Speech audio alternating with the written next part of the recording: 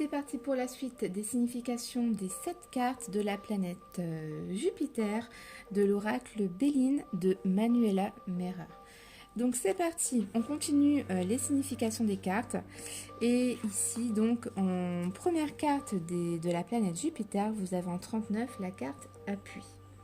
Ici, cette carte, on parle d'un appui puissant, d'un soutien moral, financier, professionnel ou autre.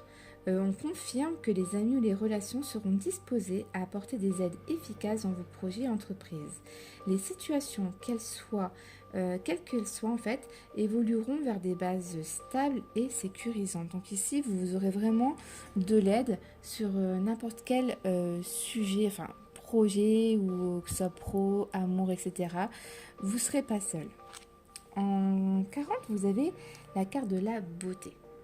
On parle d'épanouissement, de sérénité, de douceur, de réalisation de toutes les espérances.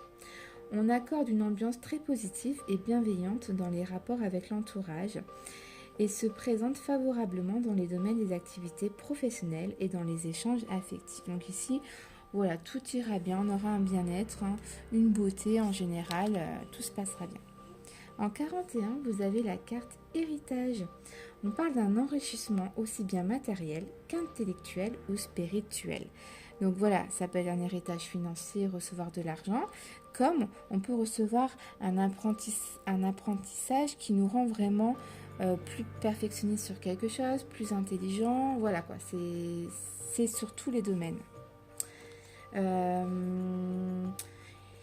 On parle aussi de l'héritage averti qu'il ne faut pas négliger les acquis du passé, qu'il convient de se servir des expériences vécues et de tenir compte des héritages spirituels ou intellectuels laissés par la famille. Toutes les acquisitions passées, quels que soient les domaines, seront utiles et nécessaires pour évoluer positivement dans le futur. Donc voilà, on a appris des choses dans le passé, elles seront profitables pour l'avenir. Vous avez en 42 la carte de la sagesse. Ici, on parle de protection importante, une logique, un raisonnement prudent et modéré. Elle facilite tous les échanges et une aide à la réussite des projets. La sagesse protège, calme et apaise. Elle permet d'atteindre une parfaite sérénité face aux obligations de toutes sortes et rien ne peut venir troubler cet équilibre harmonieux et sécurisant. Donc là, tout ira bien. On est équilibré, tout se passe bien. Alors, ensuite, vous avez en 43 la carte de la renommée. On parle de reconnaissance des compétences et une reconnaissance méritée dans les efforts fournis. Vraiment là, on est récompensé par notre boulot, on est reconnu, on est fier, on a réussi.